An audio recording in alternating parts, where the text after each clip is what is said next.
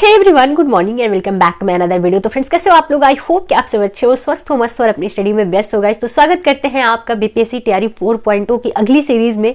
तो फ्रेंड्स, आज की इस वीडियो में हम बात करने वाले हैं कि बीपीएससी तैयारी आपको क्यों देना चाहिए और रीट क्यों नहीं देना चाहिए। इससे रिलेटेड एक वीडियो ऑलरेडी मैं शेयर कर चुकी हूँ आपके साथ। तो कुछ पॉइंट्स अभी भी रह गए थे जिसकी वजह से आप लोगों के कमेंट्स आए हैं, तो उससे रिलेटेड हम बात कर लेंगे इस वीडियो में। और साथ में हम बात करेंगे कि बीपीएससी टीआरई 4.0 का एग्जाम कब तक हो सकता है, क्योंकि बहुत सारे एस्पिरेंट के मन में डाउट है कि हम क्या करें, अभी उसको होल्ड करें या पढ़ें। और साथ ही साथ आरआरबी से रिलेटेड कुछ पॉइंट्स पे भी हम बात करेंगे, क्योंकि वो सारे एस्पिरेंट जो आरआरबी में अपीयर हो रहे हैं वो रीट भी देना चाहेंगे, वो बीपीएससी टीआरई 4.0 भी देना चाहेंगे, क्योंकि सारे डिप्लोमा या बीएड वाले ही एस्पिरेंट हैं जो इन एग्जामों में अपीयर हो रहे हैं।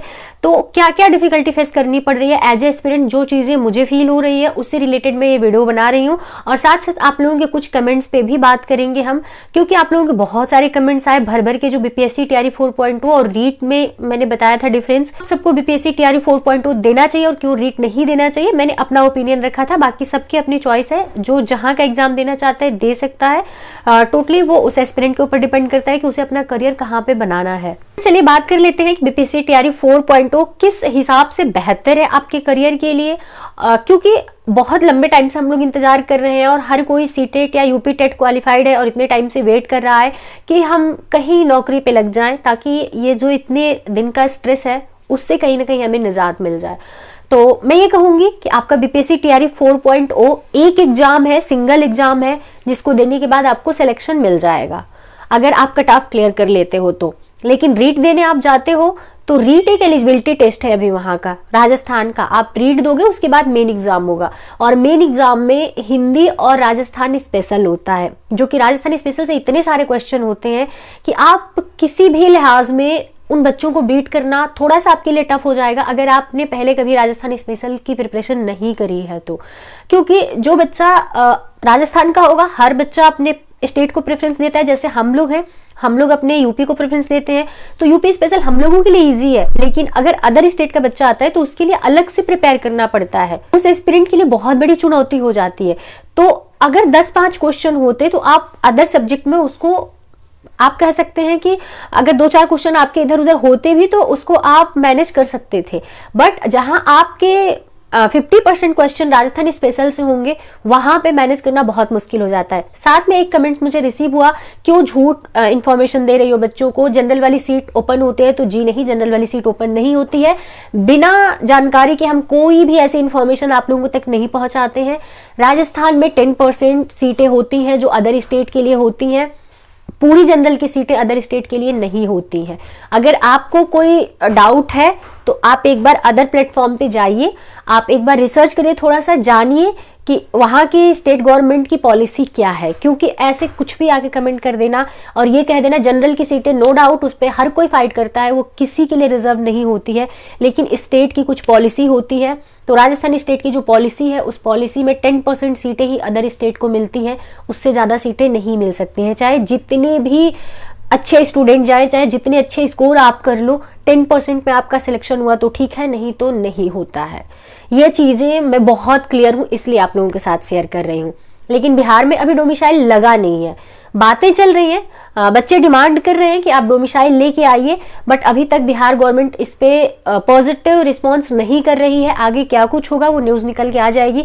अभी इस टाइम तक की न्यूज, जब तक मैं वीडियो बना रही हूँ तब तक की सिचुएशन ये है कि अभी वहां पे कोई डोमिसाइल नहीं लगा है, तो वहां की जनरल की पूरी सीटें ओपन होती हैं, वहां आप फाइट कर सकते हो। आप 10,000 में से 8,000, 9,000 या 10,000 सीट अगर आप काबिल हो तो लेके जाओ, बिहार गवर्नमेंट को इस चीज से कोई आपत्ति नहीं है।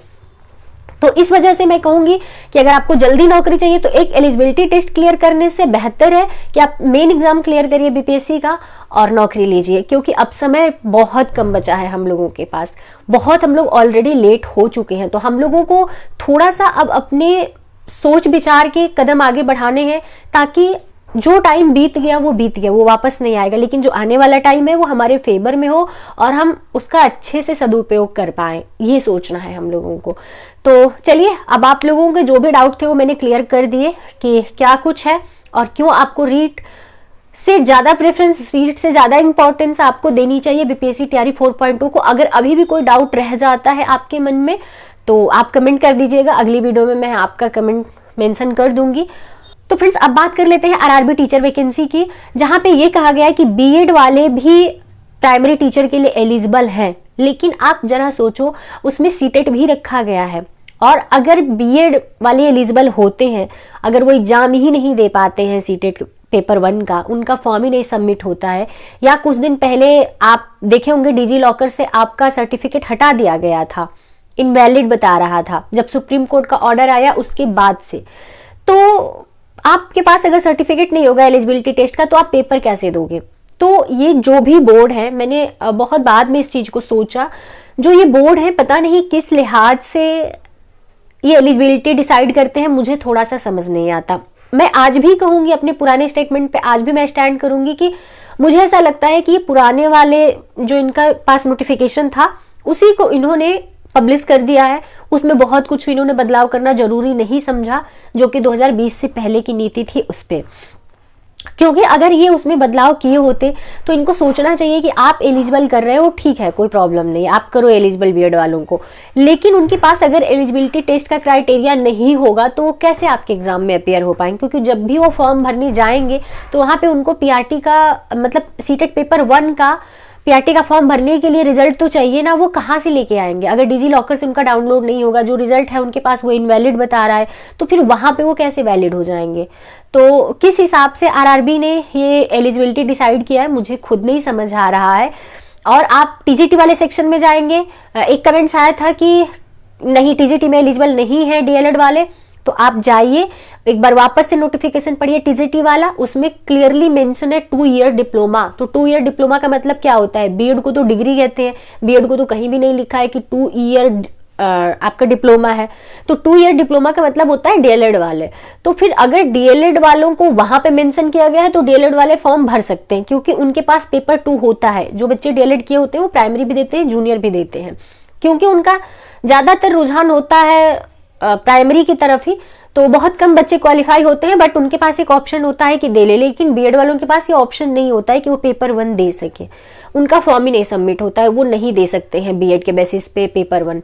तो फिर आरआरबी ने जो एलिजिबिलिटी डिसाइड किया है, मुझे ऐसा लगता है कि उनको एक नोटिस जारी करके क्लैरिटी देनी चाहिए, बट वो क्यों नहीं क्लैरिटी दे रहे हैं ये थोड़ा सा समझ से परे है।